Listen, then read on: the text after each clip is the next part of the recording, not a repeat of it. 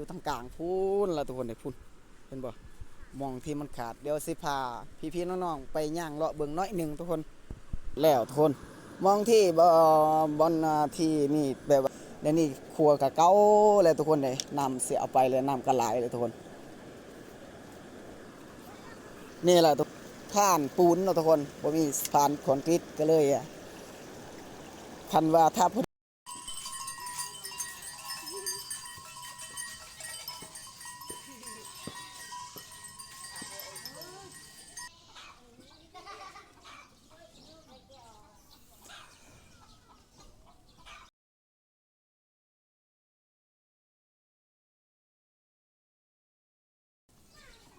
เอากับทักทายสบายดีทุกคนสบายดี FC ใหม่ FC เก่าทั้งภายในและต่างประเทศเนาะโดนแล้วบ่ได้ถ่ายคลิปทุกคนเลยตั้งแต่จนหอดเดือนปลาย2 เดือนพุ่นล่ะบ่ได้เลาะถ่ายคลิปตามบ้านตามเขตชนบทชนเผ่าบรูเมืองกองทุกคนแต่ว่ามื้อนี้สิเปิดคลิปแบบว่าให้พี่ๆน้องๆมารับชมทุกคนแล้วก็บ่มีหยังมาฝากมาต้อนโดนแล้วทุกคนเลยอันนี้คือหมู่บ้านของเบาดงอีกเด้อทุกคนคือหมู่บ้านแกงอลองเมืองหนองแข่งสวรรณเขตหมู่บ้านที่มีขัวสะพานไม้ไผ่แต่ว่าตอนนี้มันบ่มีแล้วทุกคนหมู่บ้านก็เป็นดังเดิมขัวสะพานไม้ไผ่เพราะว่ามันขาดแล้วทุกคนน้ำเอาไปมาแล้วทุกคน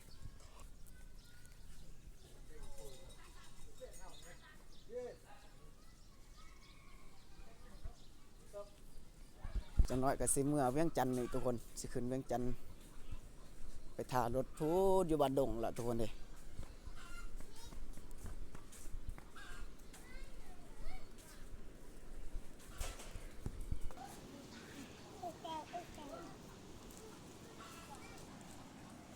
บ้านเบาดงกับบ่มีแบบว่าบ่มีคนที่รวยคนที่รู้หลานทุกคนมีแต่คนจนถ้าผู้ใดรับชมแล้วก็อย่าลืมกดไลค์กดแชร์กดติดตามให้เบาดงในเด้อทุกคนเป็นกำลังใจทำคลิปต่อไปหรือว่าอะไรสดทุกคนมื้อนี้สิพาพี่ๆน้องๆมารับชมกันเบิ่งว่ามันเป็นอะไรสะพานไม้ไผ่ที่ขาดไปเพราะว่าน้ำฝนมันหลายเนาะทุกคนนำมาก็เลยนำเสแบบว่าขัวเซละน้องว่าถ้าผู้ใดเอาเงินค่าขัวนี่ผู้เดียวให้ผู้นั้นตายแบบนั้นทุกคนนะแต่บ้านเฮาเขาเคยเสียถือทุกคนเลยมันเป็นเรื่องนี้ทุกคนเสียถือของโบราณแต่ว่าคำท่าผู้ใดเอาอีหลีแต่มันเป็นแบบว่าตายอีหลีทุกคนสิพาพี่พาน้องมารับชมน้ำกันเบิ่งทุกคนว่ามันเป็นแนวใดมองที่มันขาดเนาะถือว่ามันขาดก็ขาดไปแล้วทุกคนเพราะว่ามันไปบ่ได้แล้วรถหรือว่าคนก็สิข้ามไปบ่ได้แล้วทุกคนคันน้ำบ่ได้ลงก็ข้ามบ่ได้คันทาบ่เห็นเบิดก่อนหินตามมาแกงก็ข้ามบ่ได้ทุกคนมันบ่คือยามแล้งบ่คือยามเดือน4 เดือน 3ทุกคนเฮาไปได้ย่างได้ทุกคนกลางแกงเนาะแต่ว่าตอนนี้ย่างบ่ได้แล้วทุกคนเพราะว่ายังน้ำมันหลายทุกคนเลยน้ำมันหลายเพราะว่าน้ำมาอันนี้คือธรรมศาสตร์ทุกคนพาพี่พาน้องมาครับชมกันธรรมศาสตร์ยามเช้าๆทุกคน7 โมงกว่าๆทุกคนเลยกระโดดแล้วบ่ได้พอกันกับ FC ทางภายในและต่างประเทศบ่ว่าพี่น้องทางฝั่งไทยหรือฝั่งลาวพี่น้องต่างประเทศเวียดนามหรือว่าประเทศใดที่กระตามที่เข้ามารับชมทุกคนฝากเป็นกำลังใจฝากกดไลค์กดแชร์ทุกคนเลยถ้าผู้ใดติดตามกับถ้าผู้ใดติดตามมาติดตามกับคืนทุกคนเนาะเพราะว่าบ่ต้องการได้คนติดตามทุกคนเลยคนติดตามกับว่าทั้งยังบ่ทันฮอด10,000เนาะแต่ว่าตอนนี้คลิปก็ยังบ่ทันผ่านทุกคนแต่ว่าต้องสู้เอาไปบอกเพราะว่าเฮาบ่ต้องสู้เฮาบ่ได้สู้กะบ่ได้เนาะทุกคนบ่ได้ผลความสำเร็จคันว่าบ่ได้ผลความสำเร็จที่เฮาจะสร้างต่อแบบว่าสร้างความฝันเนาะคันถ้าเฮาบ่เฮ็ดก็บ่ได้ทุกคนเลยอันนี้เป็นครัวเลยทุกคนเด้อบอนที่ไกลๆฮอดมันสิจุดมันเสียขาดแล้วทุกคน ราะว่าอยู่กลางว่างก็มียังมันหลายยังมีปะหลายทุกคนเนาะ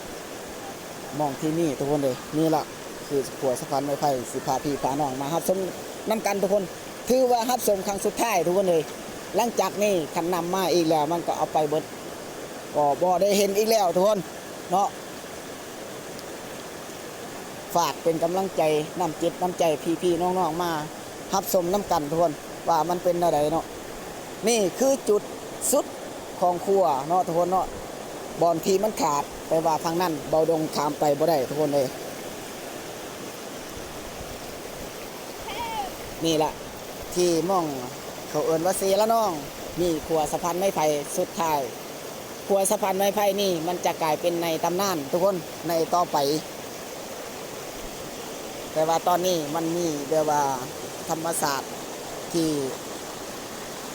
ให้พี่ๆน้องๆมารับชมมันสวยงามในดวงตาเนาะทุกคนเนาะ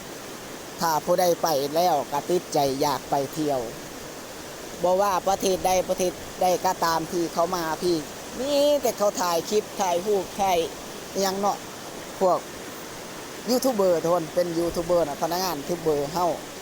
แต่ว่าเขาบ่แม่นว่าสิไปเพื่อแค่ไปเที่ยวอย่างเดียวนะทุกคนเขาไปถ่ายบอนไดวิวมันดีๆบอนไดวิวมันงามก็เลยเข้าไปลงคลิปหรือว่าไปโฟบนโลกโซเชียลมันก็คนดูเยอะบางที่มีบางคนก็คันท่าเปิดสร้างรายได้แล้วหรือว่าส่อง YouTube หรือว่าส่อง Facebook TikTok เนาะทุกคนก็สามารถลงได้แต่ว่าตอนนี้ถ้า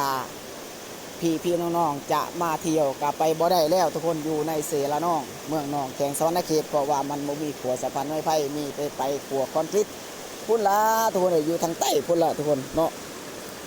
ไปคลองบ้านไปอีกบ่เดินอีก 2-3 ปีเขาจะย้ายบ้านเนาะให้มันเป็นกว้างใหญ่เลยทุกคนเลยเขาจะอยู่ตามทางถนนใหญ่ถนนมาจากขัวเนาะทุกคนเนาะมาจากขัวพุ่นละมาจากขัวแล้วก็ข้ามไปนี่ทุกคนเลยนี่เนาะไปทางนี้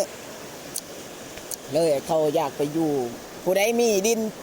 ที่แคมทางมันก็ดีทุกคนเนาะในครั้งต่อไปในราคาดินมันก็บ่คือเก่าแล้วทุกคนแต่ว่าเดี๋ยวนี้พี่น้องชาวบ้านแกงอะล่องเพราะว่าย้อนยังเขายังบ่ทันย้ายออกเพราะว่าเขาบ่มีต้นทุนสองมากอะความทุกข์ความยากทุกคนเลยก็คือบ่อดงนั่นแหละคือบ่อดงที่บ่อดงลงคลิปในตอนไปก่อนทุกคนไปก่อนก็คือกันแต่ว่าเดี๋ยวนี้ก็คือกันทุกคนบ่อดงเพื่อสิหาเงินเนาะเรื่องชีพเรื่องตัวเองบ่ว่าสิเลี้ยงครอบครัวทุกคนเนาะบ่อดงสิบ่เว้าเพราะว่าบ่อดงบ่เคยเลี้ยงครอบครัวสักเทื่อย้อนยังบ่อดงจนเฮ็ดสวนเฮ็ดไร่เนาะทุกคนเฮ็ดสวนเฮ็ดไร่ปลูกข้าวป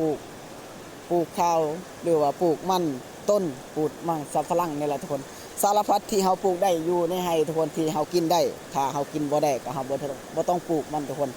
เนาะแต่ว่าบ่ดงก็สิถ่ายคลิปมื้อนี้เพราะว่าถ่ายคลิปไว้แล้วก็บ่ดงสิเดินทางเมื่อเวียงจันทน์ทุกคนไปเฮ็ดงานต่อแล้ววันที่30บ่ดงว่าสิกลับมาฮอดวันที่31พุ่นละจังฮอดบ้านทุกคนคันว่าเดือนเต็มเนาะคันถ้าเดือนบ่เต็มมีแต่วันที่1เดือน8ถือว่ากลับบ้านทุกคนสิมาดำเนินต่อถ่ายคลิปต่อไปทุกคนแต่ว่าคลิปนี้บ่ได้ตัดต่อเลยเด้อทุกคนเด้อตัดต่อมองใดที่มันบ่งามอีหลีบ่ดงจังตัดให้พี่ๆน้องๆมารับชมยาวเลยทุกคนเลยแต่ได้ว่ามันโดนนานแล้วบ่ดงบ่ได้ถ่ายคลิปทุกคนบ่ดงก็บ่มีหยังสิฝากพี่ฝากน้องมารับชมนำกันเดินนานแล้วทุกคนเลยคิดฮอดคิดถึง FC ทางฝั่งไทยและฝั่งลาวพี่น้องทางเวียดนามและก็ฝั่งลาวเนาะทุกคนทางฝั่งลาวและฝั่งไทยบ่ดงก็คิดฮอดหมดหมู่สุคนเนาะเอาตอนนี้บ่ดงก็สิกลับคืนเมื่อบ้านเลยทุกคนเลยเพราะว่าสิถ่ายคลิปอยู่บ้านแน่เนาะสิพาพี่พาน้องมารับชมนำกันโดนแล้วบ่ได้ให้พี่น้องมารับชมนำกันตามบ้านแกงอะล่องเมืองน้องแข้งสวรรณเขตทุกคนปีต่อมาถ้าผู้ใดมาแล้วถ้าบ่มีขัวสะพานไม้ไผ่แล้วทุกคนเลยต้องไปทาง คอนกรีตเพราะว่าแม่นหยัง1-2มาก็บ่ได้เสียเงินเพราะว่าตัวนั้นเนาะเป็นด่านขั้นสูงและด่านลัดสนับสนุนที่เห็นบ้านแกงอะล่องสาวบ้านแกงอะล่องเมื่อยเฮ็ดครัวเนาะเห็นเขาเจ้าเห็นแบบว่าเขาเจ้าเห็นที่ในคลิปหรือว่าในโลกโซเชียลที่บ้านเบ้าดงที่สร้างเพื่อน้ำจิตน้ำใจพี่ๆน้องๆสร้างห้อยยิ้มให้พี่น้องๆมาเบิ่งทุกคนเนาะถ้าผู้ใดมาครัวนี่แล้วเขาก็น่าจะฮู้จักทุกคนเลยแต่ทุกที่ต่างประเทศหรือว่าในประเทศที่เขามาเยี่ยมยามเขามาท่องเที่ยวอยู่ในนี้เนาะก็บ่หลุดเขามาแจกขนมหรือว่าเครื่องนุ่งทุกคนให้สาวบ้านแกงอะลองเนาะก็หลายคนทุกคนเลยบ่ดงแต่ตอนนั้นก็ยังบ่ทันถ่ายคลิปยังบ่ทัน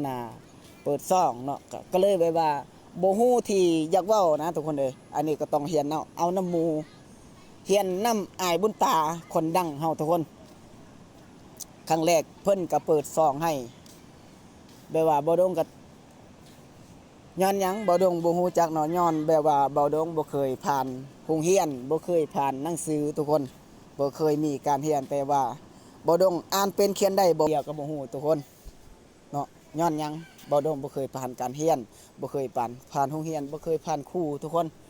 แต่บ่ฮู้หนังสือฮู้ด้วยจิตใจของเองใจมันบางใจมันสอดทุกคนเนาะแต่ว่าขอบคุณทางสวรรค์ที่เขามอบให้ที่บ่ดงความบ่ฮู้จักหยังทุกคนความเงินงงคนที่บ่ฮู้แบบว่าคิดหยังก็บ่ออกคิดหยังบ่ออกเนาะก็เลยเทวดาฟ้าดินก็เลยตนให้เบาดงฮู้จักฮู้หนังสือทุกคนพอได้อ่านเป็นเขียนได้พอไปรอดกลางทางได้ทุกคนไปโน่นไปนี่เพื่อว่าเขาสิไปทางใดก็เฮาฮู้หมดอันนี้ก็ฮอดบ้านแล้วเด้อทุกคนฮอดบ้านแล้วฮอดบ้านแกงอะลองเมืองหนองแขงสะวรรณเขตแล้วทุกคนอันนี้เข้าหมู่บ้านที่นี่ก็บ่ดงขายหน่อยนึงตามบ้านทุกคนเลยก็เลยให้พี่ๆน้องๆมารับส่งครัวที่ขาดแล้วนี่ก็ฮอบส้มตามบ้านอีกทุกคนเลยนี่แหละเป็นบ้านเขตชนบทชนเผ่าบรูแบบว่ามันอยู่ศอกลีกนอกตัวเมืองนะทุกคนก็บ่ไกลปานใดจากเมืองก็ประมาณ5 กิโลหรือว่า4 กิโลนี่แหละทุกคนประมาณนั้นแหละโอ้บ้านอันนี้แหละเขาเอิ้นว่าสาบ้านป่ามีแต่กกไม้กกตอกเนาะทุกคนบ่ว่ากกมะพร้าวบ่ว่ากกมะม่วงกกลำไยทุกคนเด้สิพาพี่พาน้องโอ้เหือนเพิ่นพุ่นนี่เนาะคือเหือนบ่ดงเลยทุกคนเลยแบบนี้แหละเหือนบ่ดงคันถามีผู้ใดมีมื้อใดฝนตกก็คือแบบว่าสิคือลิงนี่แหละทุกคนเหือนมันหัวทุกคนเลยคันว่ากลางคืนมีเดือนแจ้งๆก็เห็นฮอดแจ้งเห็นฮอดเดือนฮอดดาวพุ่นล่ะทุกคนเลยเหือนบ่ดงเนาะก็เป็นได้เฮาก็ต้องสู้ทุกคนคันบ่เฮ็ดเฮาก็บ่ได้ไปหาก็บ่ฮู้ทุกคนเลยแบบว่าเฮาบ่ได้ไปหาหมู่ก็บ่ฮู้จักเฮา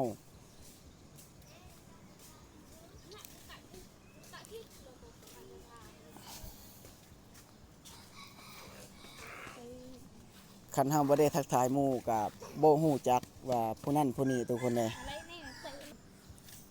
สบายดีดงไม้บ่เนี่ยบ่ดงไม้บ่น่ารึมือไหมน่ารึมือไหมharoiมันเลิศ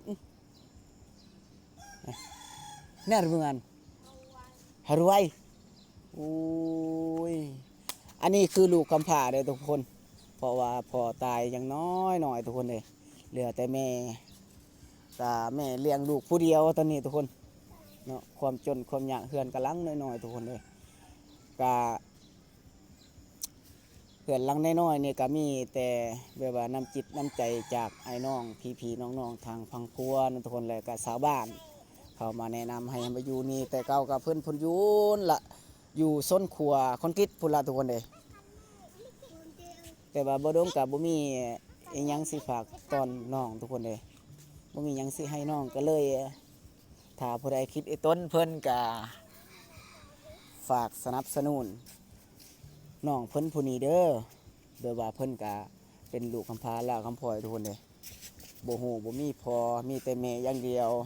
เลี้ยงลูกผู้เดียวทุกคนทุกคนบ่ดงก็สิไปเด้อปล่อยทีเนาะ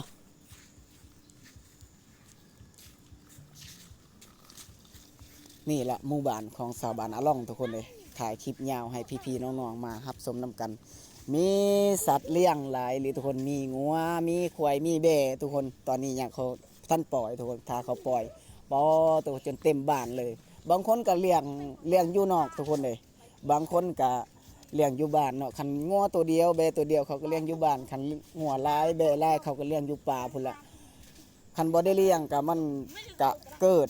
ผลสะทบกับผลปลูกของหมู่หรือว่าวันต้นทุกคนหรือว่าข้าวเนาะ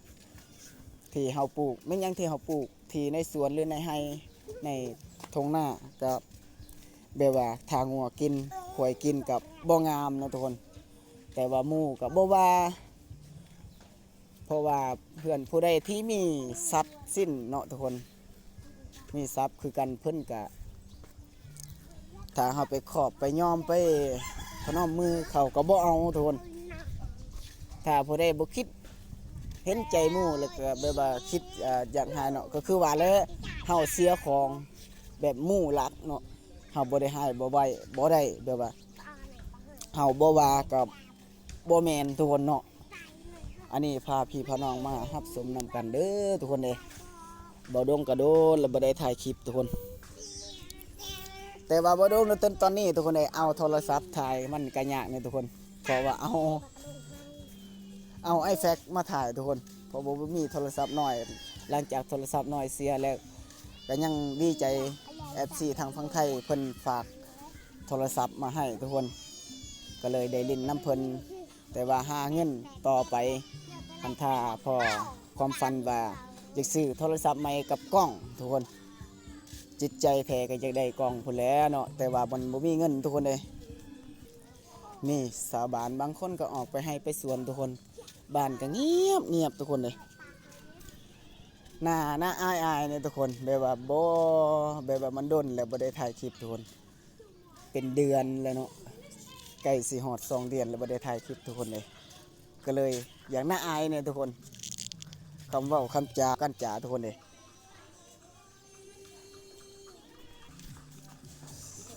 และต้องขอโทษขออภัยเลยทุกคนนะเป็นสัญญาณแบบว่าสัญญาณบ่เป็นว่าสัญญาณทุกคนโทรศัพท์มันสั้นทุกคนเลยบ่มีการสั้นเนาะคันถ้า iPhone เนาะซุม Android 3ซุม8 Ultra 22หรือ24ทุกคนUltra 26เนาะมันก็บ่ได้สั้นทุกคนอันนี้ก็โทรศัพท์บ่ต้องจับกันนักทุกคนเลยเพราะว่าบ่ต้องก็บ่ได้มีโทรศัพท์น้อยทุกคนมีโทรศัพท์ใหญ่หาเงินก่อนทุกคนต้องสู้ต่อไปให้ได้โทรศัพท์กับกล้องหน่วยหนึ่งพอคันว่าได้กล้องบ่ดงจะบ่ได้พักในการถ่ายคลิปทุกคนให้พี่ๆน้องๆมารับชมนำกันฝากทุกมือทุกเว้นเลยทุกคนเลยบางที่ก็ไลฟ์สด